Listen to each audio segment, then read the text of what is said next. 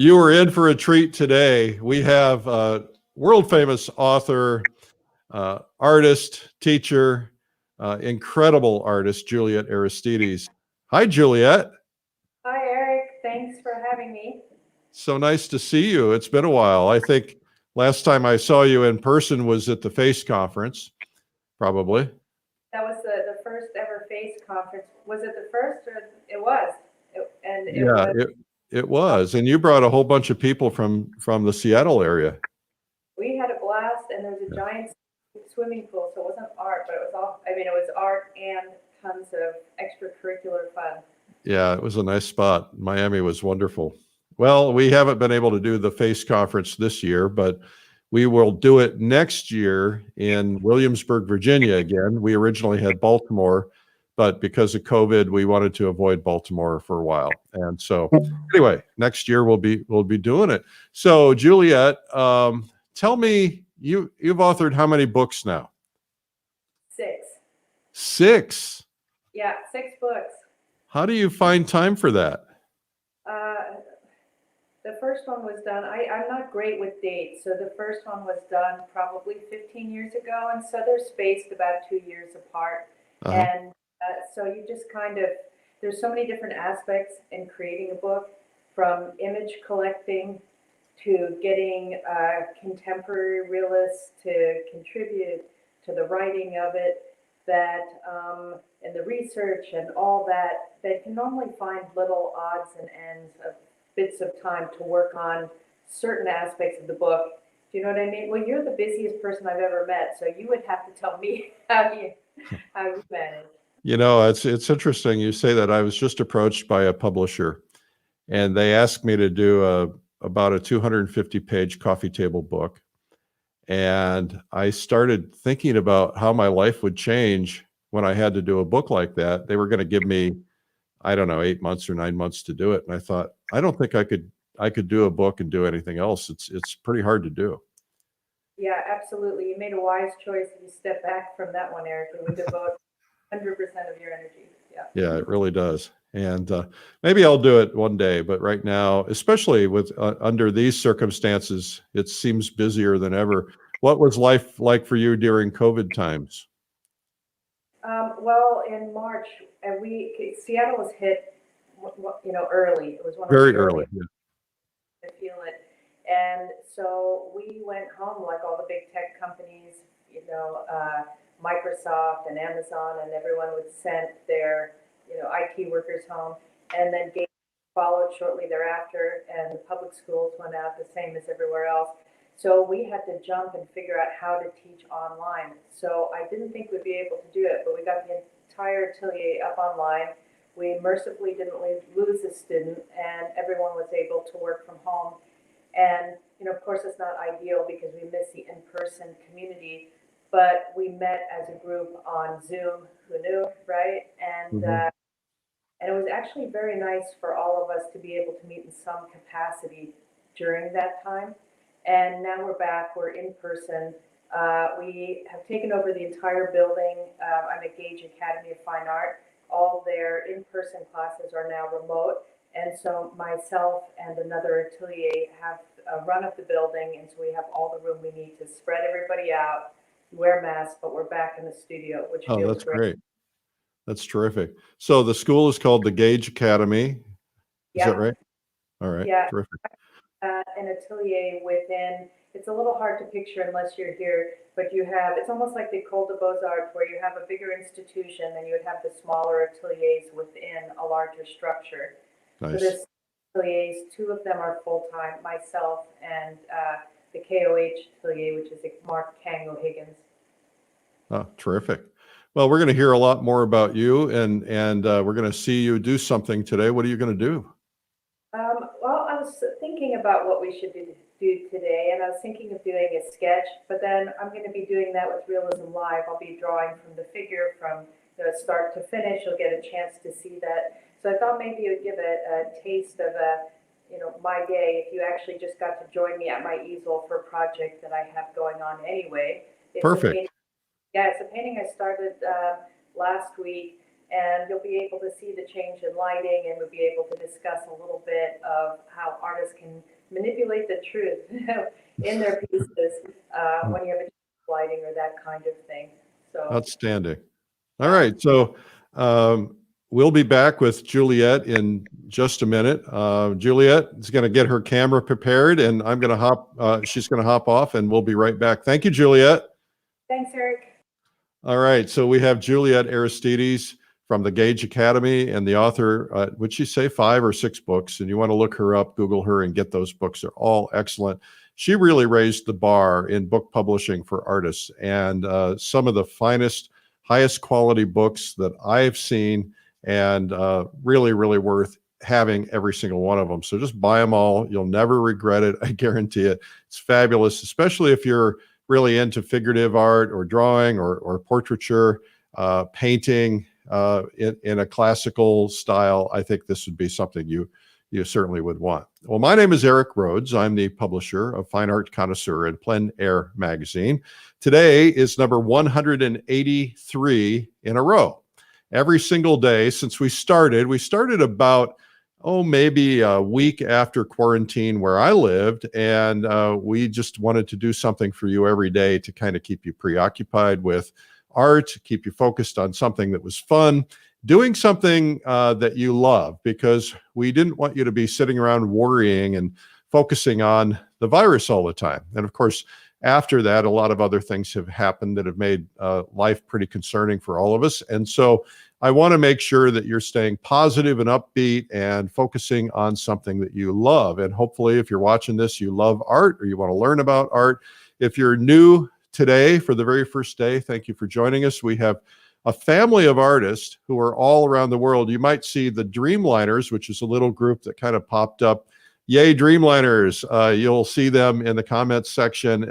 Anyone is welcome to be part of that group. They love to have anybody in. And you can make comments. We have prizes for comments.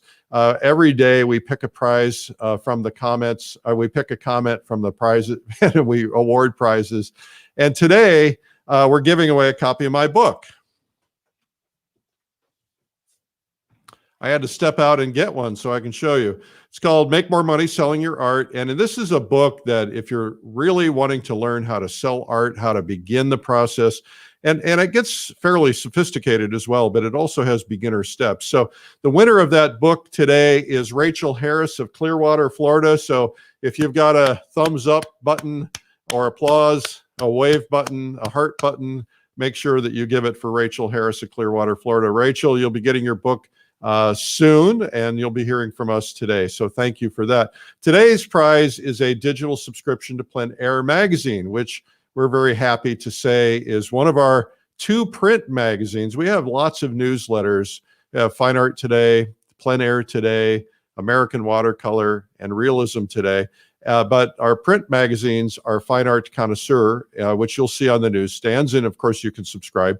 And Plein Air. And Plein Air magazine, we're giving away a digital subscription. And you should know that we add 20% more content in the digital than we do in the print.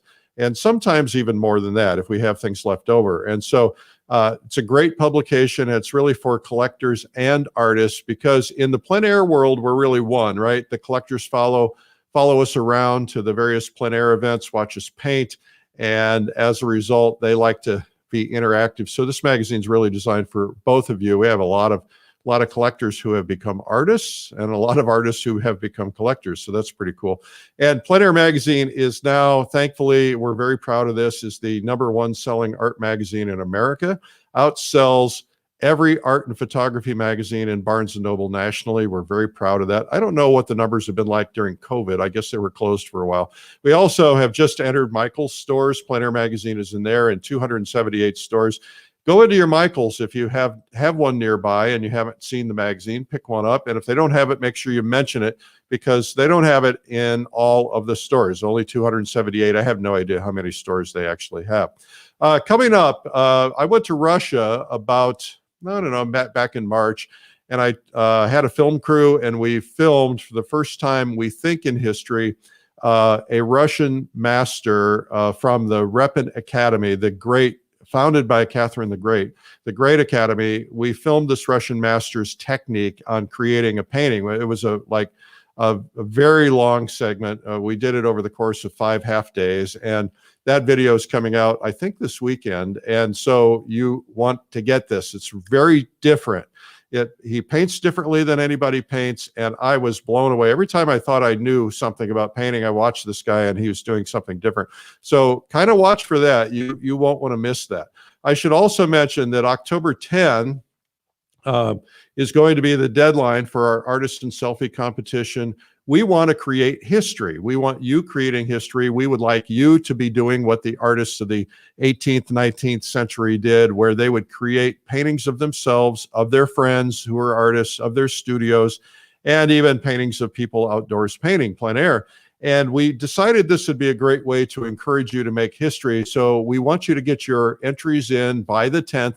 We're going to award that on our event coming up in October. And you'll be able to attend whether or not you're part of that event. But of course, you'll want to be part of that event, which I'll tell you about in a minute.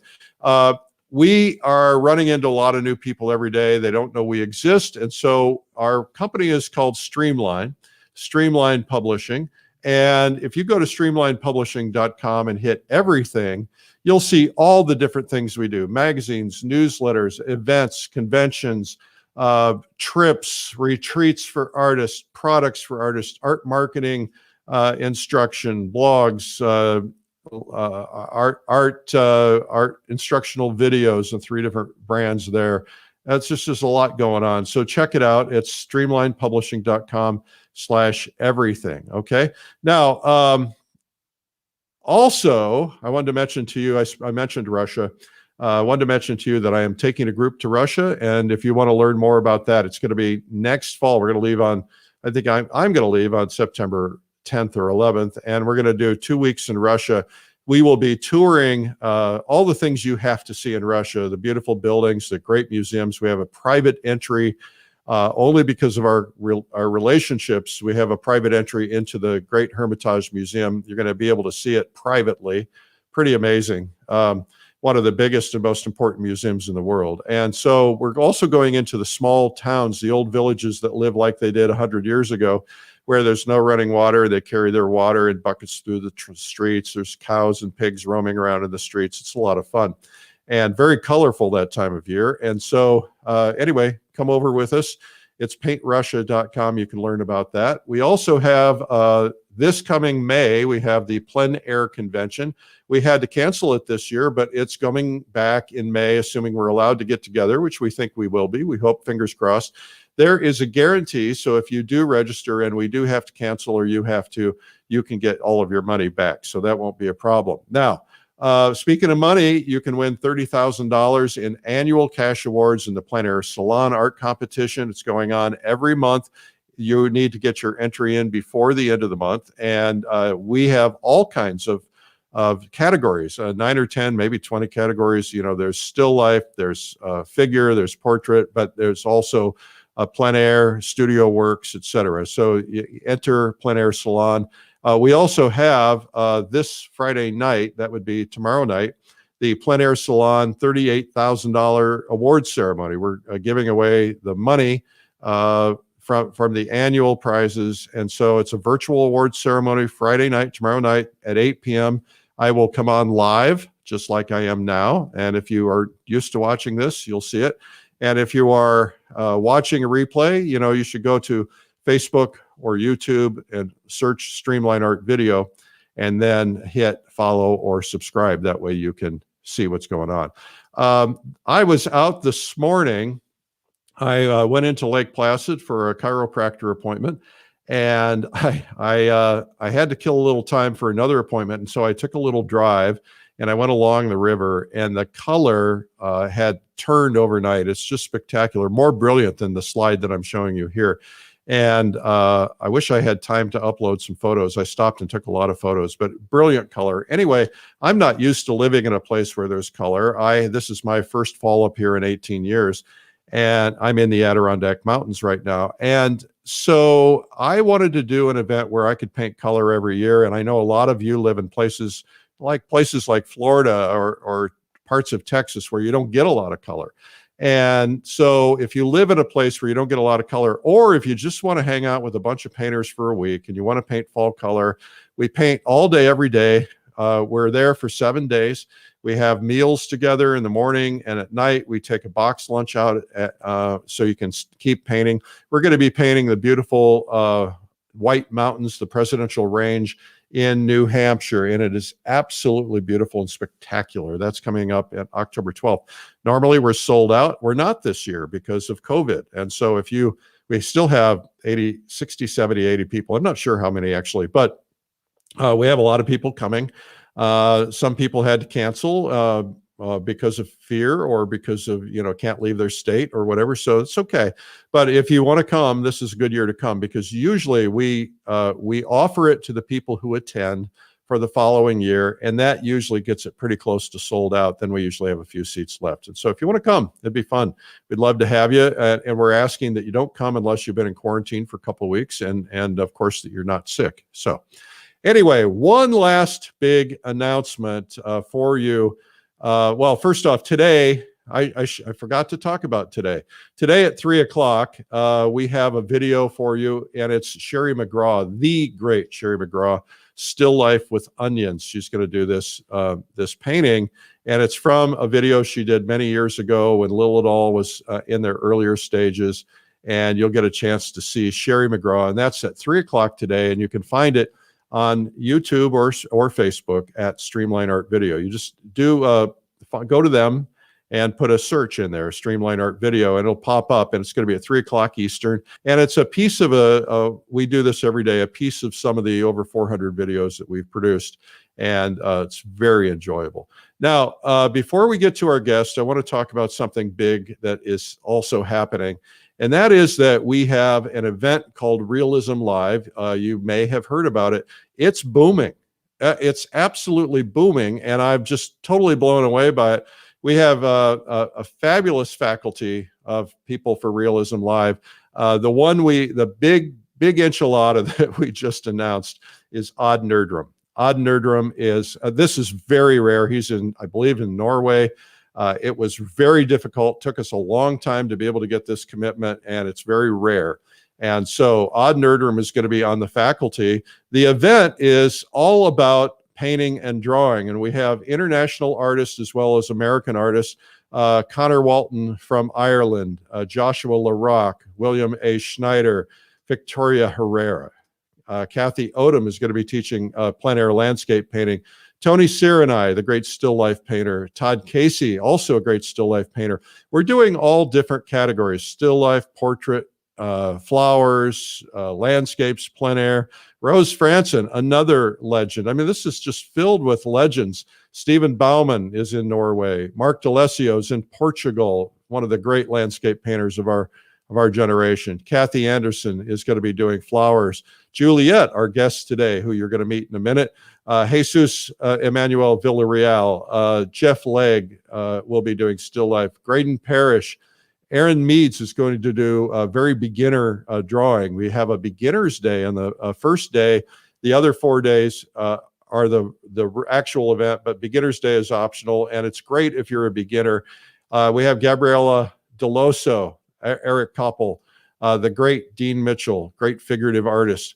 From the Florence Academy, we have Daniel Graves and the great Daniel Sprick, and another great Daniel Gerhartz, Cornelia Hernes, Jennifer Balkin, and of course, as I mentioned, Odd Nerdrum. So you don't want to miss that. You just go to realismlive.com. If you sign up before the end of this month, the 30th, you save $200. We've had to add so many technical slots that the more people we add, the more we have to spend. And so we're going to either run out of seats, or we're going to have to, we already have to increase the price to be able to do it. So get in while you can before the end of the month, but also know that we're going to run out of seats soon.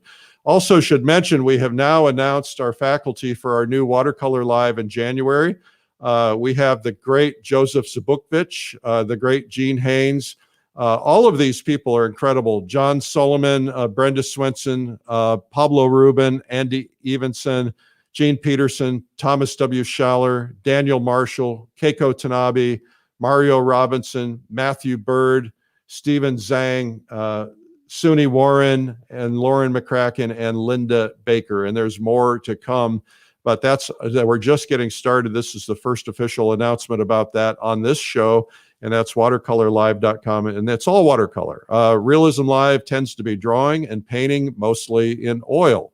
So check that out. All right, so now we're going to go to the great Juliet Aristedes, and I want to show you just a little bit of her work so you get a feel for what she does. This is an incredible work that she has.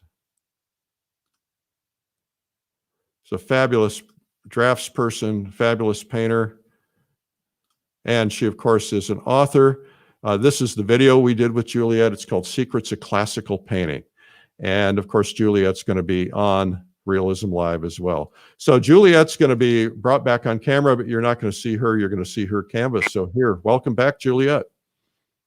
Hi, can they see the object that I'm drawing from, or can you flash for a minute are you going to flash it full screen?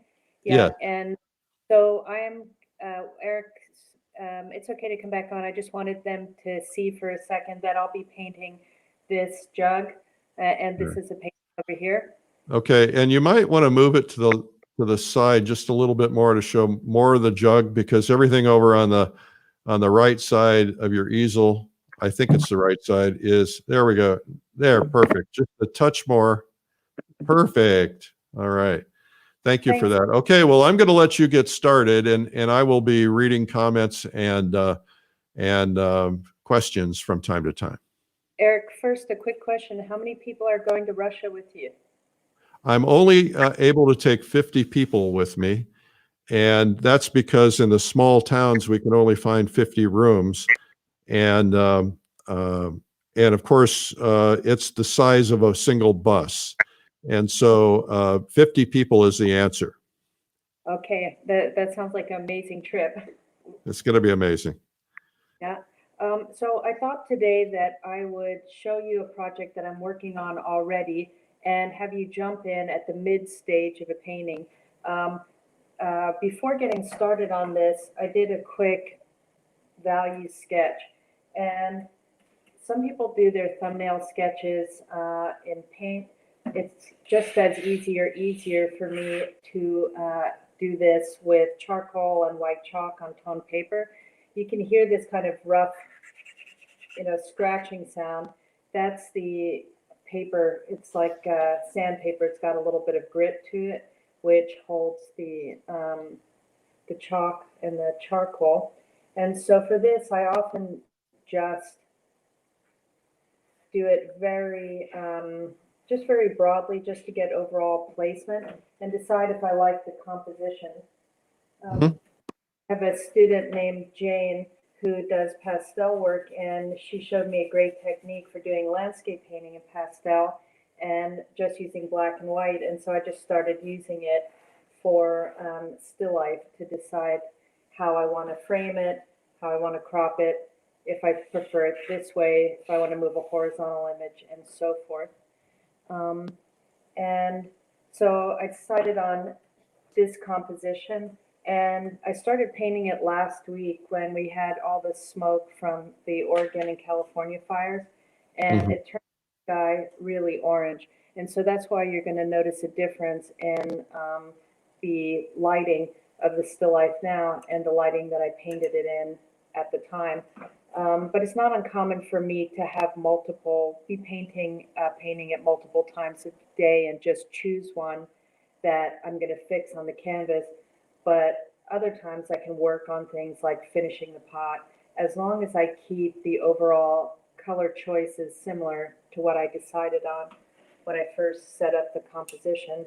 For my painting, I'm mostly using small filbert brushes. And I do that because I like the flat, how much paint these sort of filberts hold when you turn them on the side. And then they're a great drawing tool. When you angle them differently, you can get a very clean, sharp line.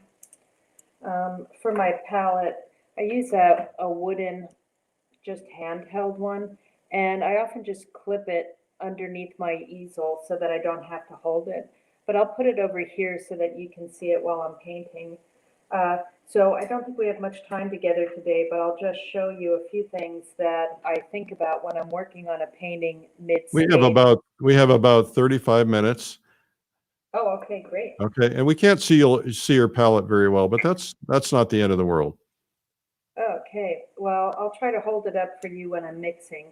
So the first thing that I'm thinking about when I'm in a mid-stage of the painting, even if I've drawn it out ahead of time, often it will shift when I'm painting. And of course, you want the freedom to be able to paint without worrying about losing your drawing. So I paint with a fair amount of freedom. When I start, I'll often use the biggest brush that I can fit comfortably in the space, and then switch to the smaller brushes at this mid stage. So when I'm working on something like this now, I'll take a minute or two before starting to flick my eyes back and forth between what I'm painting and the painting itself, and get a kind of laundry list in my mind of things that I've missed or things that need to be brought into sharper focus or greater accuracy. And the reason why I do that right at the beginning before painting is because our eyes grow tired as we look at something. You've often experienced this with, you're very excited, you buy something new, and it's all you notice for the first day or two. And then after a week, you forget it's even there. And because our eyes grow accustomed to things that we see all the time. And so with painting, it's the same thing. By the end of a painting day, we can't see it clearly anymore. So we get this kind of fresh opportunity at the beginning of the day to decide what it is we want to work on. And then I get this laundry list in my mind, and then that's my marching orders for the morning or whatever, the afternoon that I'm painting. So for this, I'm going to go through the piece and make a few drawing corrections. And so I'm turning just my brush to the side and actually just going in and putting a few lines that will remind me, hey, this is the area you thought needed a little bit more work, either through drawing corrections or value or color. Eric, do you find time to do any painting these days? I've done a lot of painting this summer outdoors, but I've done none indoors because I don't really have I haven't set up a space yet for that. So yes, I'm working on a big, about 30 by 40 plein air piece. I have it set up in the woods, and I just take it out and set it up in the same spot about 4 days in a row now. That's great. Are you loving it? I do love it. I prefer to paint from nature and life whenever I can. Yeah. You have someone watching who said, "Small world, your husband was their math teacher." That's really funny. He's a really good math teacher. I'm not saying that, he really is. You have people watching from Brazil, from Italy, from Egypt. From Italy. Hi, Linda. I bet that's Linda. Yeah, it is Linda.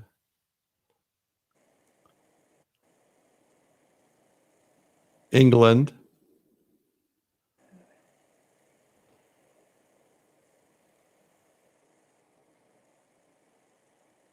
So what I'm working on this edge is I just lightening up, getting rid of that contour, and then transitioning a little more, softening the edge on one side.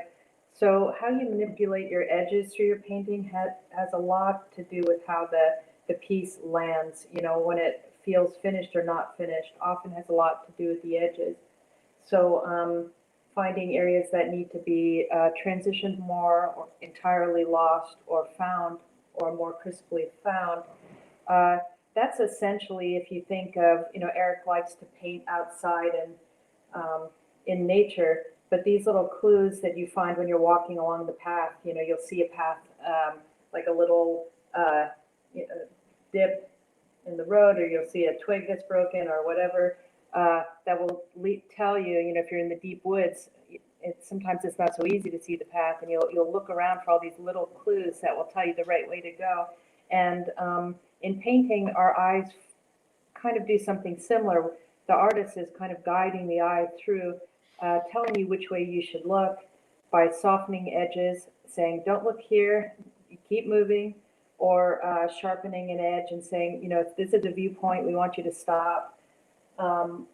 So governing edges kind of govern the eye and in the flow through the picture.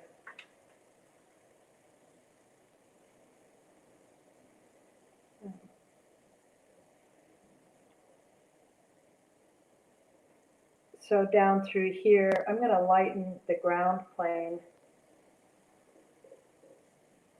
And in that way, I'll be able to find that edge, but then I'm going to lose the edge that I had originally painted.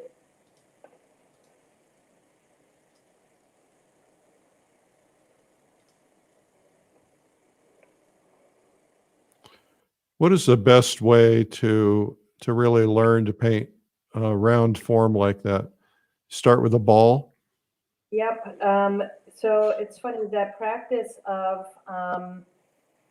painting, you know, form painting, making something appear round or fat, exercises to that. You know, you've often seen people painting the value sphere, or which is, you know, if you just get a ball, it could even be, you know, something, a pet's toy, like a little plastic ball, a light bulb that you spray paint white, doesn't really matter what it is, and then set it up with good lighting and then practice,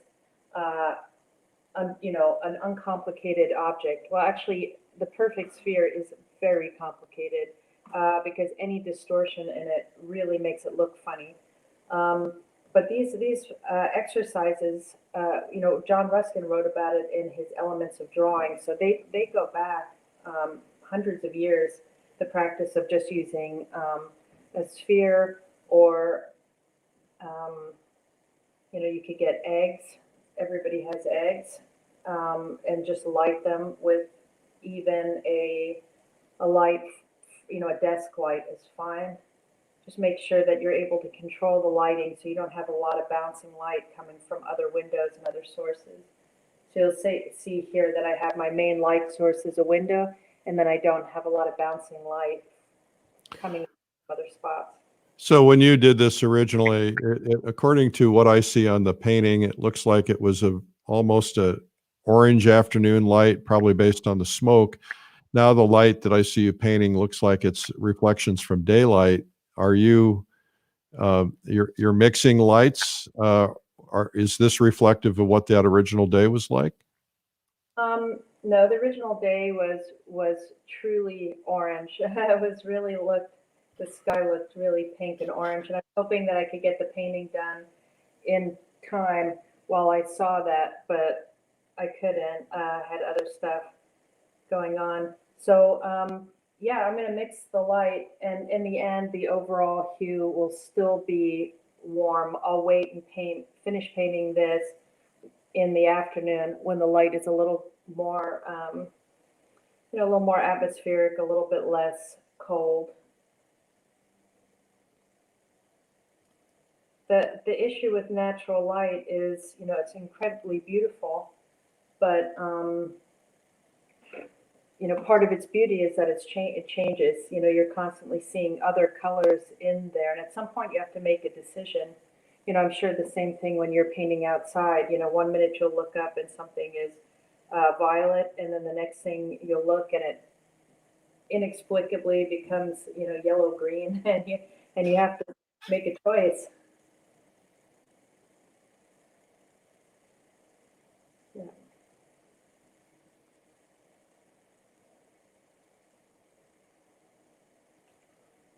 Eric, did you always paint plein air, or did you start as something else when you first got into painting? Who's interviewing here? Who here, Juliet? Oh, I'm super sorry. I was just curious. I started painting.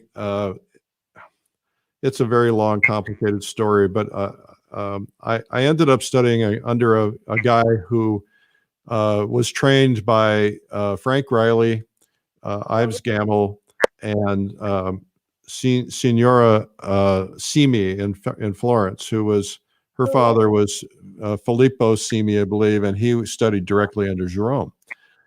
And so he really taught me. And so I started out doing portraiture, and we were doing basically copies of posters and things like that. It was not a proper way to learn. I didn't know that at the time.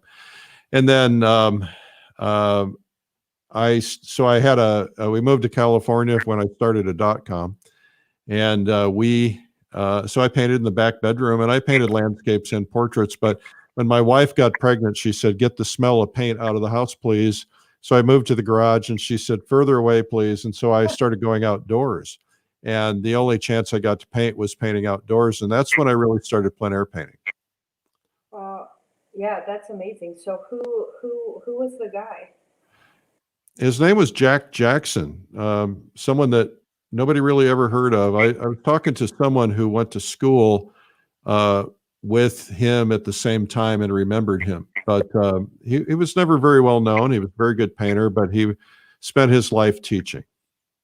What an amazing time to study with Frank Riley, and then such a mixture of influences, Yeah, absolutely.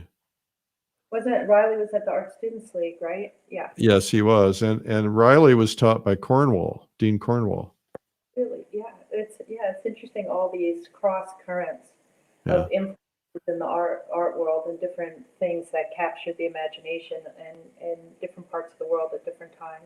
Well, think about all the people that you've taught over the years, and now you've got people you've taught probably starting their own schools or their own ateliers or teaching.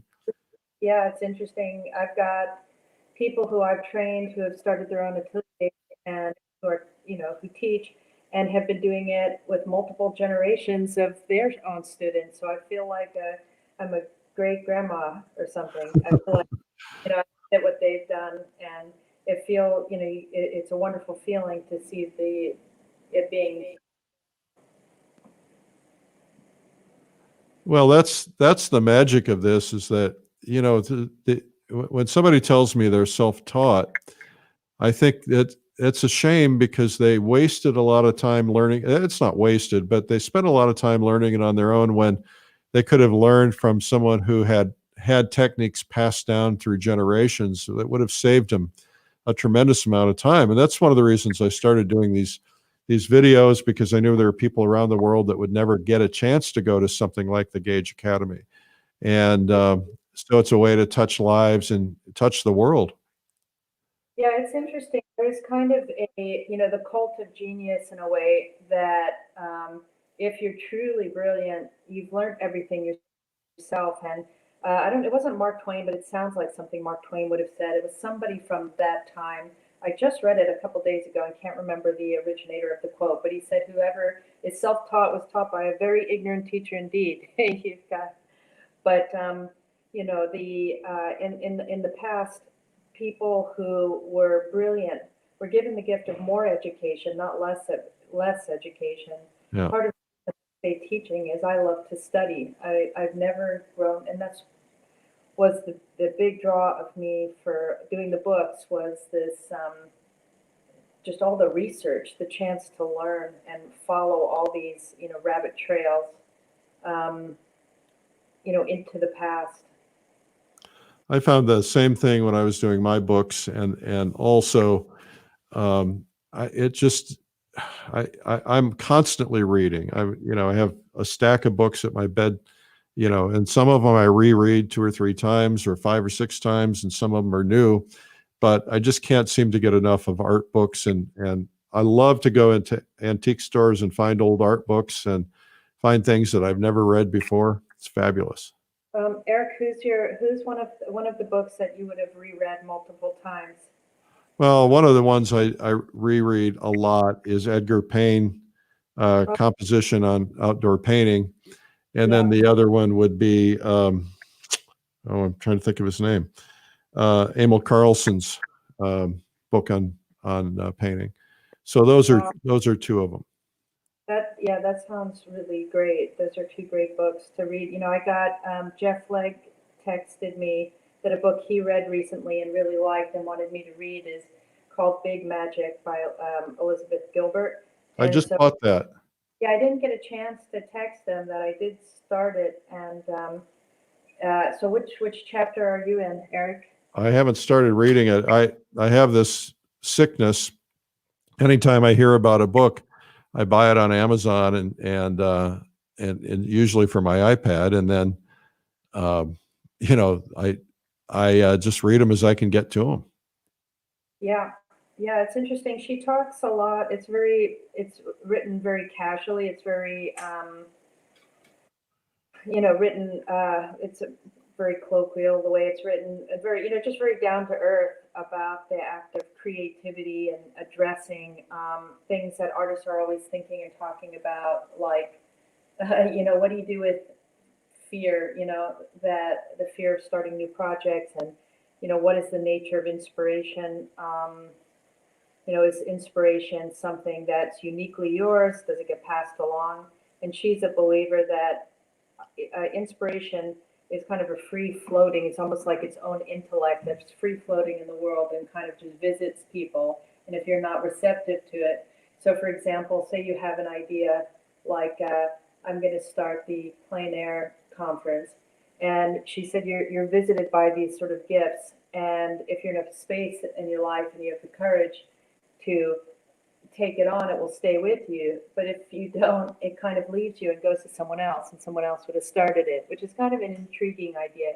So It's interesting because I had never read that, but I just wrote that oh, very thing. I wrote about how ideas and inspiration come to each of us, and if we don't receive them, they leave and they go somewhere else.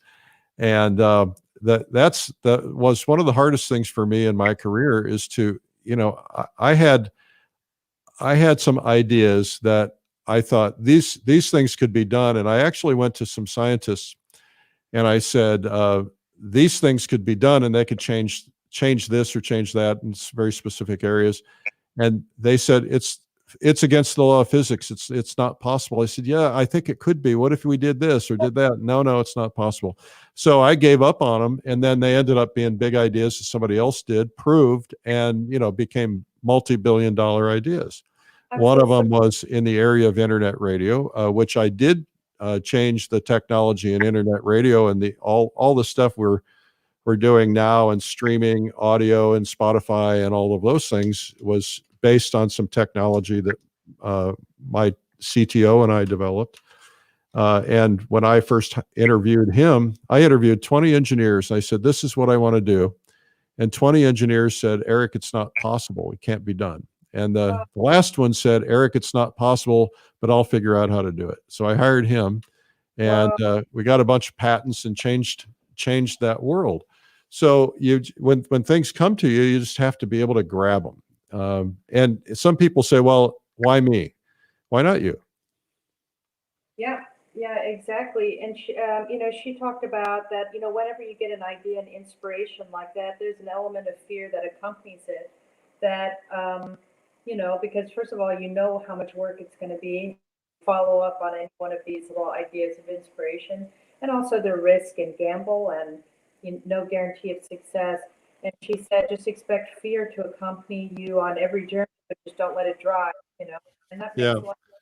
The fear has never been a problem for me. I mean, maybe it was in the early days, but the thing that was always hard for me is because I'm one of these people who wants to be liked, and people would tell me my ideas are stupid, or sometimes they were outright rude.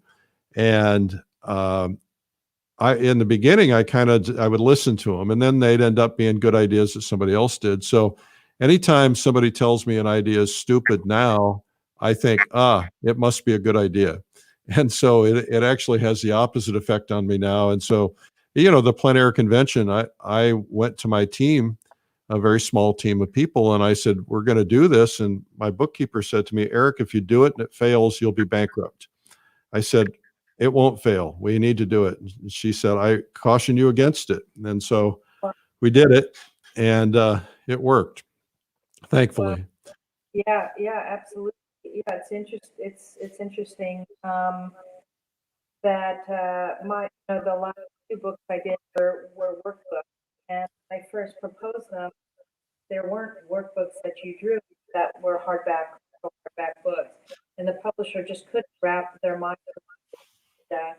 And, the initial publisher said no, and the other was really skeptical, and then talked to their, marketing team who ended up loving it. But the whole thing was drawn out years because of this kind of disbelief. And then by the time it was published, there were a whole bunch that were already out using that method. Mine's different, but it just shows that not everyone can see what you see, That's right. See it. That's right. Yeah. So we've got looks like about 10 minutes left, Juliet. So can you kind of talk about what you've been doing? Yeah, I'm mostly just carving out these like little shapes. And with metal, not, some parts are wrapping form where they're a continuous surface that you want to have connect across to one another, and other parts aren't. And so with metal, it's a lot like, when you pour oil on water, it beads up and it doesn't transition softly all over. So trying to capture that. And so finding all these little shapes. And so I'll start to paint in some of the handle. And then when I have time later and the light's a little bit better, right now it's pouring rain, I'll start to get in the transition between the windowsill and the wall, and then adjust the edges through here, and then look for finishing points. When I'm looking to finish something, I just kind of let my eye scroll across the picture. Uh-huh. And, wherever my eye stops, I fix it.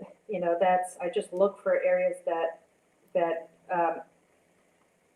grab my eye, and then I transition them. That's pretty much how I go through and finish.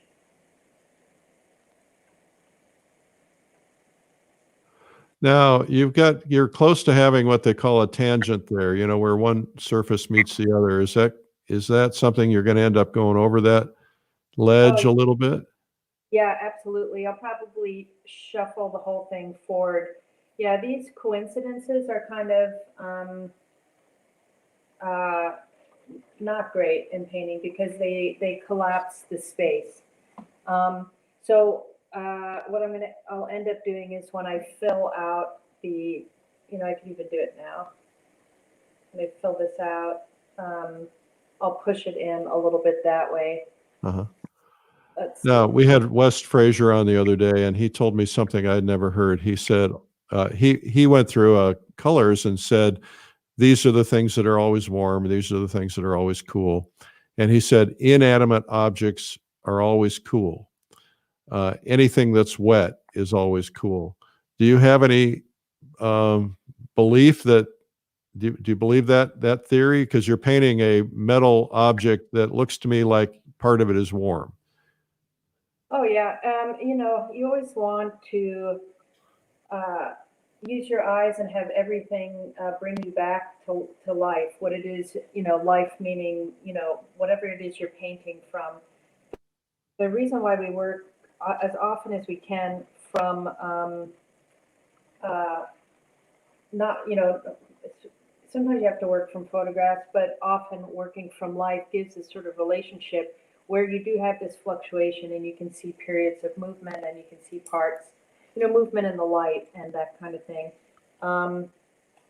And so sometimes one area is going to look warm and then another time it looks cool and that kind of thing. And so you don't want to be too formulaic. You want just enough.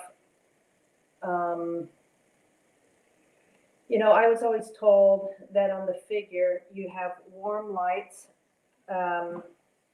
warm local lights, cool transitionary shadows, half tones, warm shadows, cool reflected light, and that kind of, and even I think in places like Delacroix's journals, he wrote about things like that as well. And so if you look at the work of Rubens and others, you're going to see overall, you're going to see rhythms like that, but it really messed me up when I was painting because,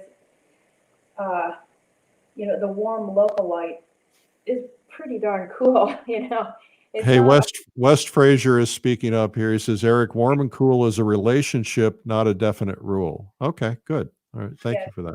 that's exactly right. It's the relationship. That's exactly right, Wes. That's like, yeah, it's a series of relationships. So that he said it really well right there. You're just, Relationships and the painting and the surrounding areas, he said. yeah, I took a David LaFell workshop last year, and David said, I was arguing about, I said, the shadows I'm seeing are cool. And he said, make them warm. He said, even if you see cool, make them warm when you're painting flesh. How do you right. feel about that? Well, often I do the exact same thing, to be honest.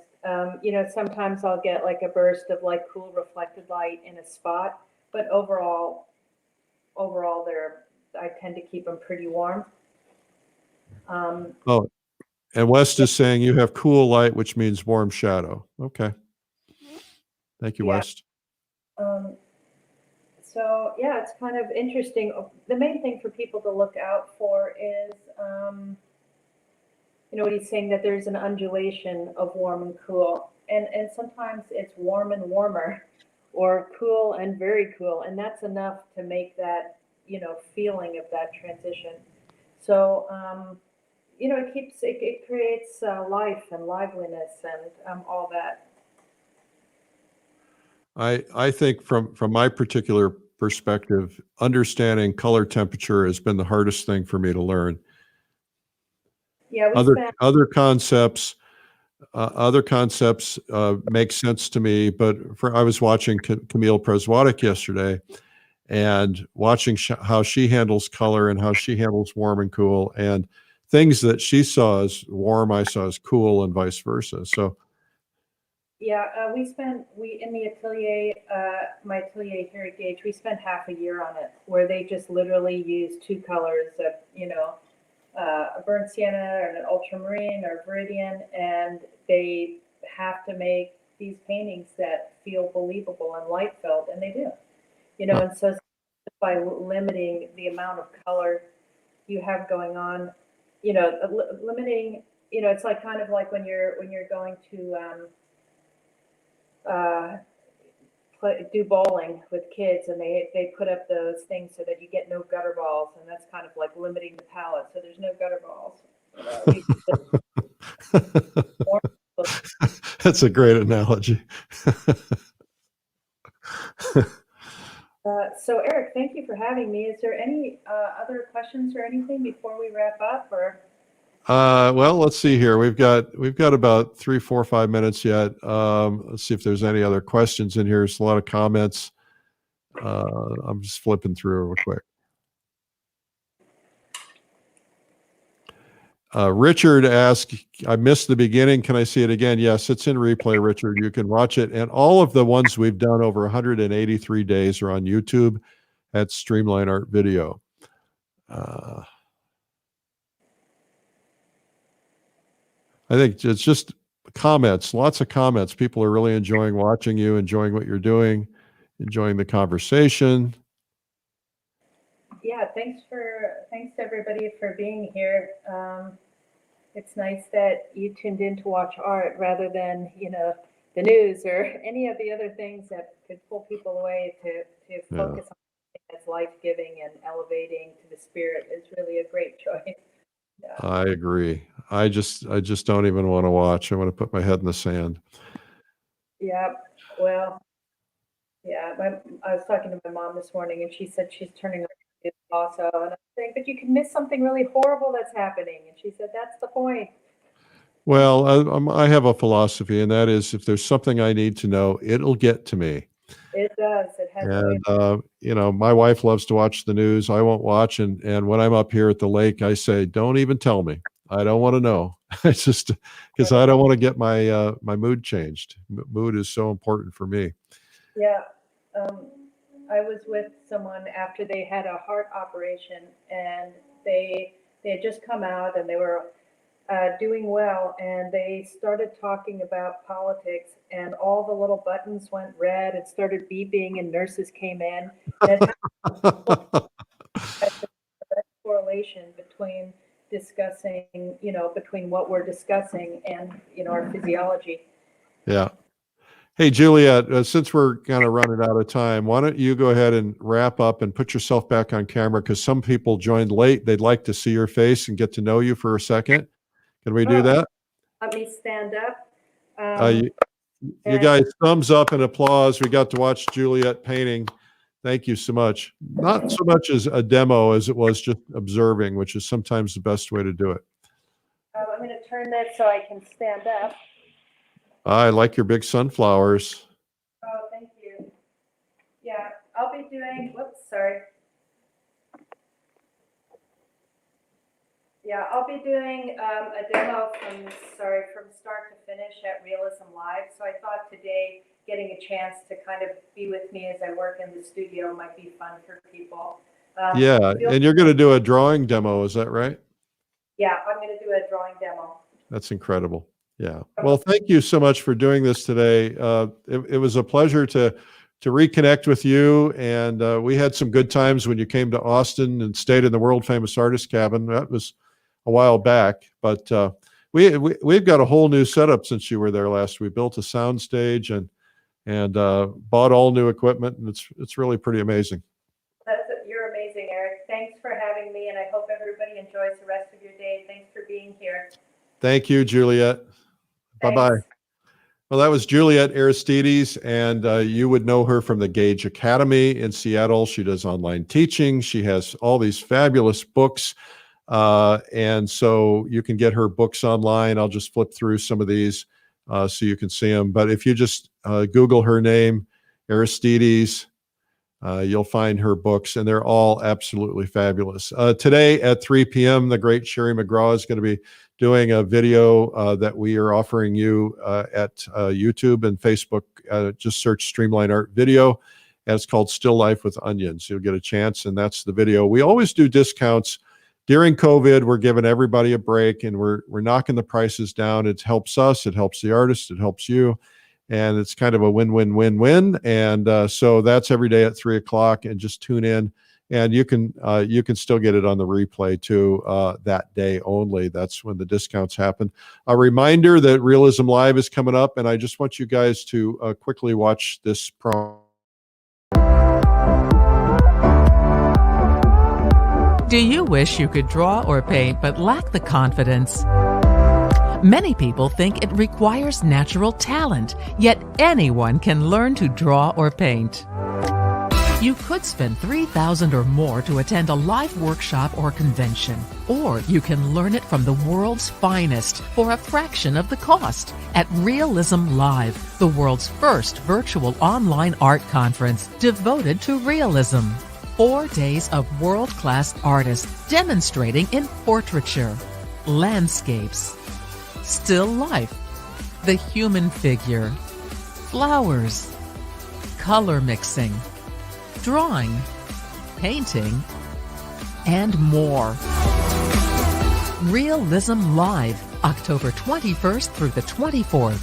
And for people who want to learn painting from scratch, start with our Beginner's Day on October 20th. Soon you'll be painting faces, people, flowers, scenery, objects, and other subjects. You'll see your artwork get better faster as you learn from top artists from all over the world. Make history as part of the world's first Realism Art Conference. Sign up today and join the world as we learn art together. From the publishers of Fine Art Connoisseur, Plein, and Realism Today. Realism Live. Sign up today.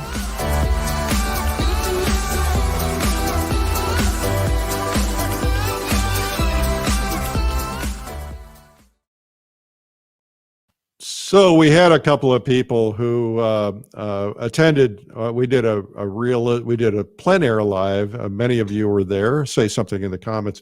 A couple of people told me a couple of things. One woman said that she said, I went to 4 years of art school and I got more out of the 4 days of plein air live than I did in 4 years of art school because it was concentrated learning.